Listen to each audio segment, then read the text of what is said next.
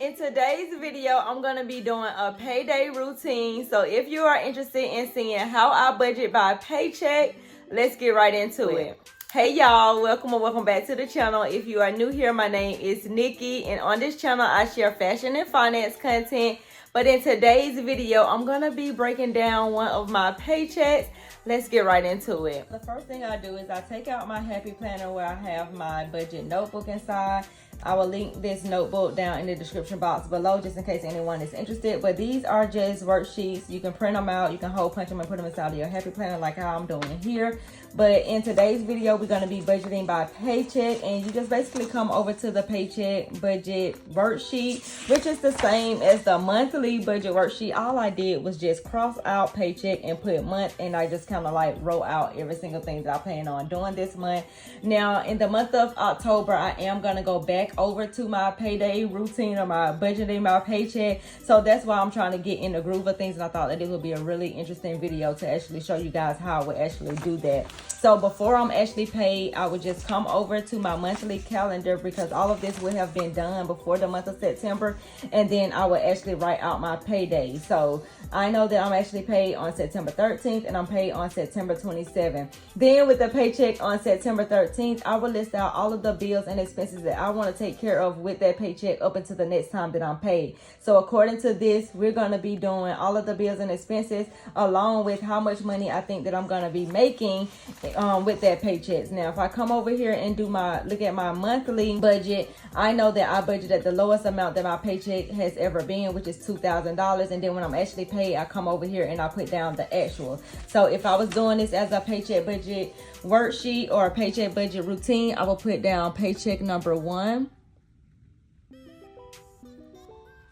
And then I will put down my $2,000. Now, the reason why I'm going to be incorporating back to the budget by paycheck is that way I can be able to go ahead and manage the money that I already have coming in. I pretty much have everything set up on automated draft, and it just kind of just rolls over. But I can be utilizing that money for something else, especially now that I just purchased a home and I want to start sending extra money and putting extra money towards this house to get this house paid down a little bit quicker than the 30 years as expected. And plus, I make money online too, so I want to start incorporating that as well into my savings and to me paying down debt, because the overall goal is to become debt free and to continue on building my savings. So I would actually do paying out my paycheck before I'm actually paid, and that way how I do that is I just list out all of these bills and expenses. So I'm going to start off with retirement.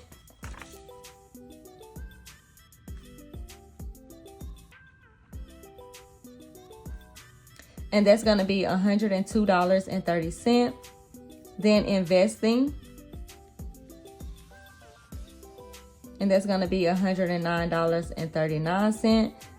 Then savings, I'm not going to even put my savings in there, although savings did actually come out. Matter of fact, I'm going to go ahead and do it this time, because like I said before, when I move over to the paycheck budget routine, I'm going to put whatever I can put over there. I'm going to take my automatic savings off, and I'm going to put whatever I can over there. It may be more than $250. It may be less than that, just depending on what all I have going on for that month. Now, the next line item is Discover. So that came out on the 14th.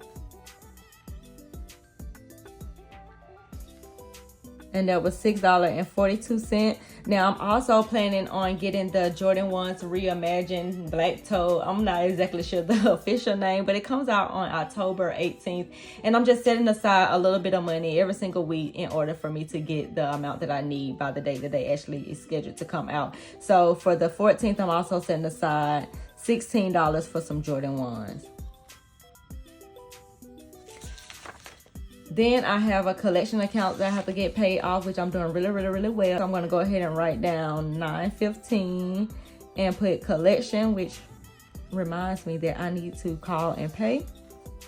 And that's $115. And then also I get gas. Now, I've already gotten gas I think it was yesterday or the day before yesterday. So my cars do not actually need gas this week. So I'm not even going to put gas down there. I'll just put gas as needed whenever I need to get it again. Now I'm going to move over to the 16th, and then that's Navy Federal Credit Union. and that's $20 as the minimum payment. And then the Merit credit card as well for $4. Even though that credit card is paid off, they still charge me $4 for having that account open. Now, I also have aftercare for my son, so I need to make sure I put that in there too. And that's $95. And then on the 20th, I have AT&T, which is my phone bill, and I'm budgeting $203 for that. And then, of course, the Jordan 1s again comes out, and that's $16. Then we may have to get gas again on the 22nd, so I'm going to go ahead and budget for that. It may be a little bit before then, but it's okay as long as I have it in there of something. $60. And then aftercare again for my son on the 23rd. And that's $95. Then I have a Capital One bill that's going to be due on the 25th. And it's going to be $31. And then that's all of the bills and expenses up until the next time that I'm paid. Now, I'm going to go ahead and add everything up and see how much money I have left from this paycheck.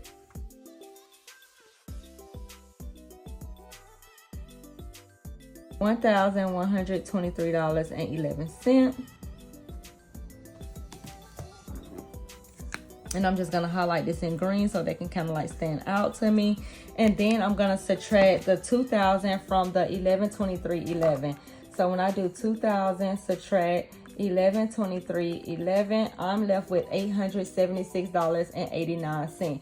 Now, I know for myself, just being realistic and being honest, I like to go out to eat. I like to hang with my friends. I like iced coffee. I like things like that. So I'm going to give myself a little bit of money as well. So I'm going to give myself at least $50 for these 2 weeks just for those type of activities. Now, I'm not going out every single weekend, or I'm not doing things every single day. So I feel like $50 should be a little, you know, a little bit feasible for somebody like me to be able to do, you know, to get something that I enjoy and that I like. So I'm just gonna put for fun. I'm gonna give myself $50, and then I'm gonna subtract $50 from that, and then I'm left with $826.89. Now, I know that I have more bills and stuff like that coming up, so I do want to make sure that I have enough money to take care of the other bills and expenses, along with the paycheck that I have actually coming in. Because for me, I already know that the bigger bills comes out at the end of the month, near the beginning of the month, and things like that. So I want to make sure I have enough. So I like to do what is called a zero-based budget, and basically that means taking your income, subtracting all of your bills and expenses, and getting it down to zero. So I'm gonna take this $826.89, and I'm gonna leave it in the account for the next paycheck so that I can make sure that I'm taking care of all of the bills and expenses at the beginning of the month, because I do know that I'm now in a house. Mortgage payment is going to be coming up in October, and I want to make sure I have enough money. And I'm still kind of like